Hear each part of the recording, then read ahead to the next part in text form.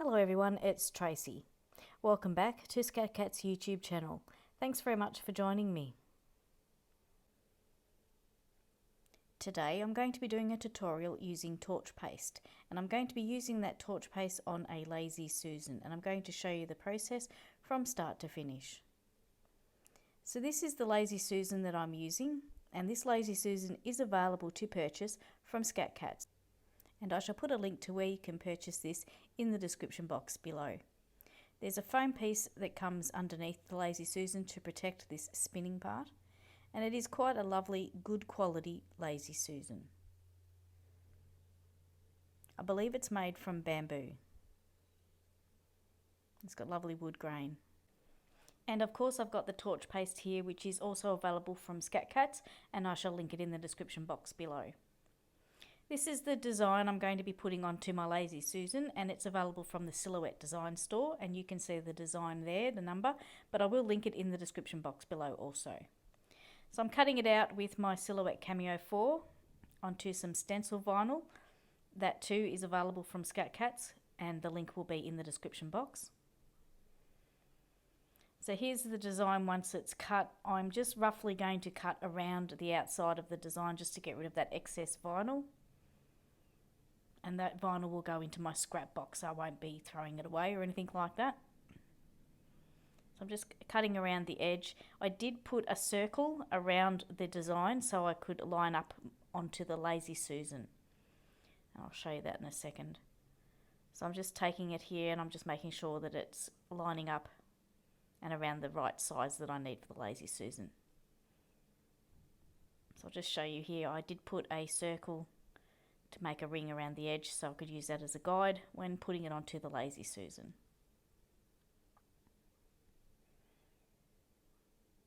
So I'm going to start weeding the design now, and to spare you all of that, I have sped up the footage quite considerably. And with weeding this design, you are weeding it differently. You are weeding it in reverse. You're taking out the parts that will be putting torch paste. When weeding vinyl, normally you would be keeping what we're weeding out, but when you're doing a stencil, it's the reverse. So here is my design weeded, and I went ahead and put the transfer tape onto the top of the design there, and I'm just pressing that down into place. Then I'm going to turn it over and peel away the backing from the stencil vinyl. The stencil vinyl you can see there is the Metamark Sign Vinyl 4 series, and that's the stencil vinyl that I'm using. Just taking care here to peel this away without any of my design lifting up, but it is adhered quite well to the transfer tape, so I'm not having any issues. The stencil vinyl is also available from Skat Katz, and I also got my Silhouette Cameo 4 from Skat Katz. So they really are the one-stop shop for all your vinyl needs. So now my design is ready to put onto the Lazy Susan, and I'm just going to eyeball this. I could use the hinge method if I wanted to, and I didn't think about it till afterwards, but I just gently placed it on, and then I was able to just maneuver it gently without it taking hold. And once I was happy with it, there was a little bit of wriggle room there because it hadn't stuck down and I hadn't pressed it anywhere. So I was able to maneuver it into position and then press it down. In hindsight, I probably should have used the hinge method, but I didn't, and it still turned out okay. So I guess I got a little bit lucky there with this one. But I will do a tutorial if you guys are interested in how to apply vinyl to your vinyl projects using the hinge method. Just let me know in the comment section below this video.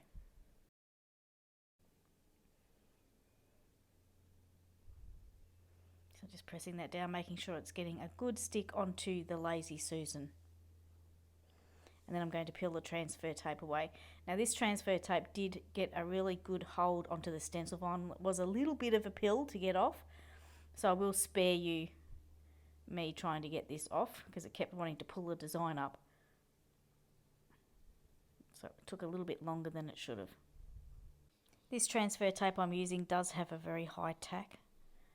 So my suggestion would be for stencil vinyl to use a transfer tape that has a lower tack. which I'm sure that Skat Katz has in stock. So here is the stencil applied to the Lazy Susan, and it is now ready for the application of the torch paste, which I'm showing you here.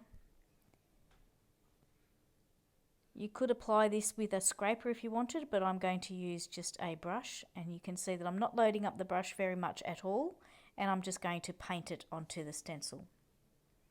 Now I have sped this footage up a little bit, so I am going a little bit slower than what you're seeing here.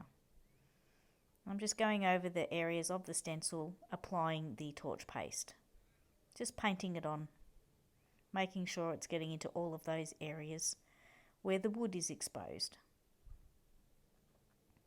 Be careful if your design is near the edge. You don't want any of the torch paste to be outside of the stencil area, because once you burn it, it will burn into the wood. You can see there I'm just taking small amounts from the jar and just painting it on, trying to get as even a coating or layer as I can in the areas there where the wood is exposed.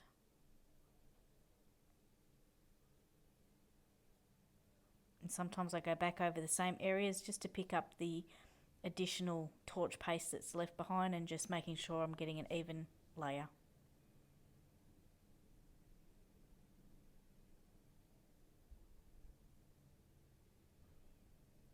This is a top view. I'm going to change to a different view for you now so you can get a little bit of a closer look. So this is from the side, and you can see there I'm just painting it on. Only picking up little bits from the container, not loading up the brush.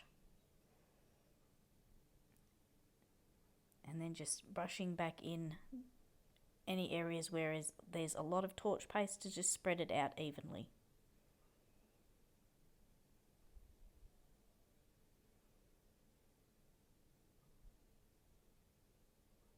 And you'll do that over the whole design.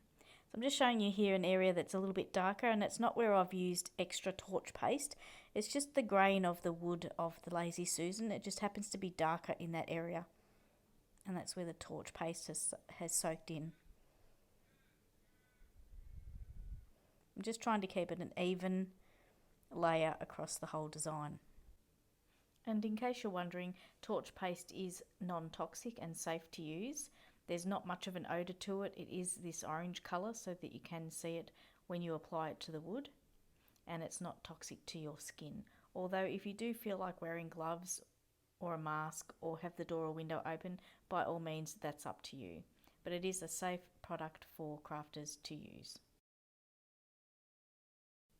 So all of the products that I'm using here today for this project, all of it is available from Skat Katz, as I've mentioned previously, and the links will all be in the description box below this video. So just going over all of this design, making sure they've got a good even layer all the way around.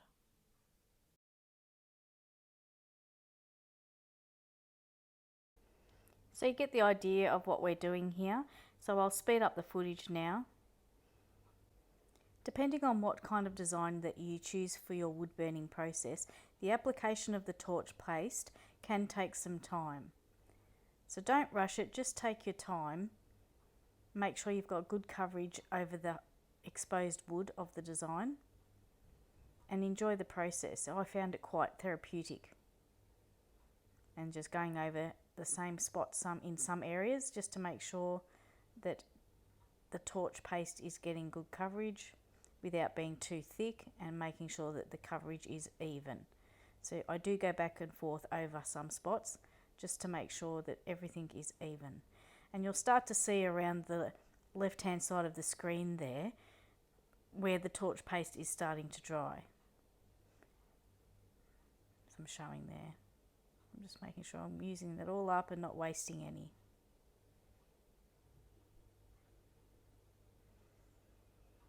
And there we go. It's all got all of the torch paste in all of the areas of the exposed wood. And as I said, there are a few darker areas there, and it's not because I've put an extra application of torch paste, it's just where the grain of the wood is a little bit darker in these areas that I'm just showing here.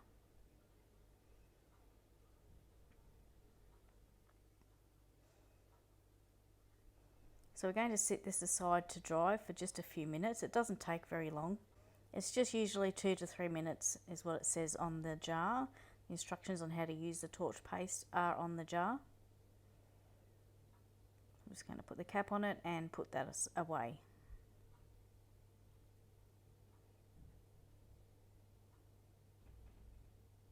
So that's looking good, like I've got good coverage there. So it's been a few minutes and you can see where it's dried on the actual stencil there. And it's time now to remove the stencil. It does not come off in one piece, so you won't be able to reuse the stencil in most cases. I'm just taking my time here to remove all of the stencil, and you can see the design coming through by the orange of the torch paste. And because of the design I've chosen, there's a lot of removal of the stencil for me, as you can see here. I'm just using some tweezers and occasionally my little spatula. You'll also notice throughout this whole process I've kept the Lazy Susan inside the foam piece on the base there. That has helped keep the Lazy Susan stable and not turning or spinning whilst I'm working on it. So it's been quite helpful. So that's a little tip that I can share with you if you get this Lazy Susan from Skat Katz, as I did. Typically with my craft projects I do enjoy using floral designs, but this particular project lends itself quite well to using other designs on this Lazy Susan. You could do the home or welcome, or you could personalise it for someone. It would make a great gift for this coming Christmas. There are many possibilities in the way that you could put designs on this Lazy Susan using the torch paste. You're only limited by your imagination. So just getting these last little bits of this design, the stencil taken off, and we're nearly ready to burn.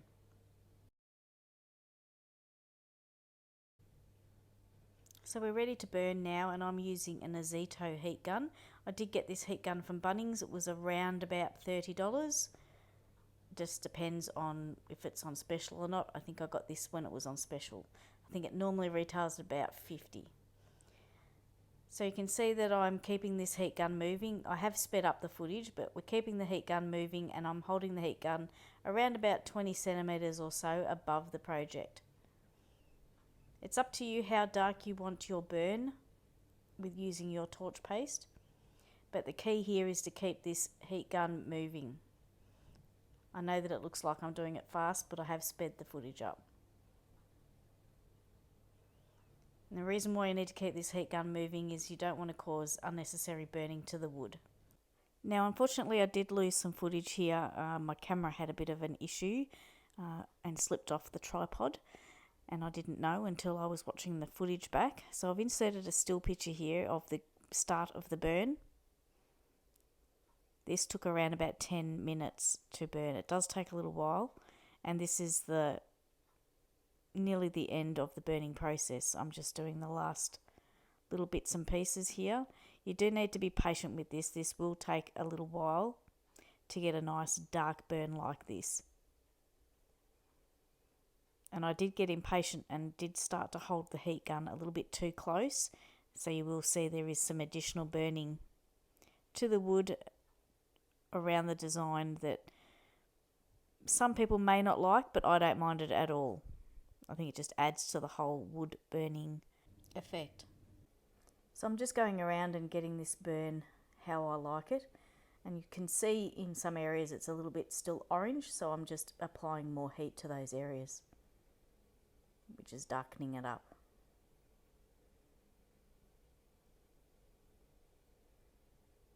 As I said, you don't need to go as dark as what I'm doing. You can do it at whatever level of darkness that you like.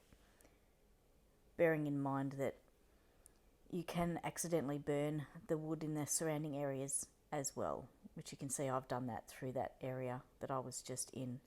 But I still like it, I think it adds to it. And as I said, this does take a fair while. I think all up it was about 12 to 15 minutes in total for the whole burning process.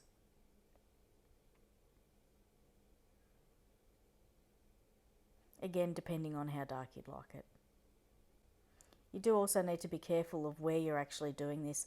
After I finished doing the burn, that bit of foamy stuff that was underneath, that had melted a little bit, along with my background, my backdrop here. So doing this on a heat resistant surface would be a smart choice when you're doing wood burning projects. So once you finish burning, it will be hot to touch, so you need to leave it to cool.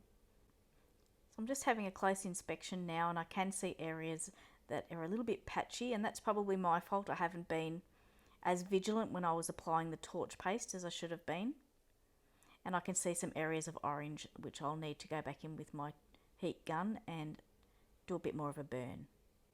But overall, I'm very happy with the end result. I think this is my 3rd or 4th torch paste project. So each time it's been getting better.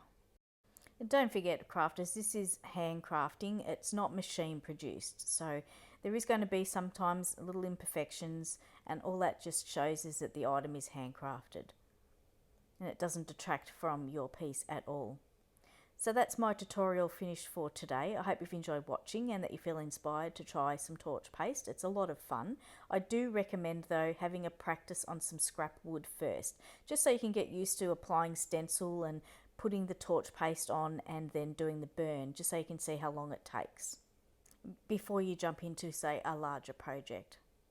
Don't forget to check down in the description box for the links that I have previously mentioned. And if you'd like to subscribe to Skat Katz YouTube channel, the gang over at Skat Katz would really love that. Thanks very much for watching today. Have a great day, and until next time, it's bye for now.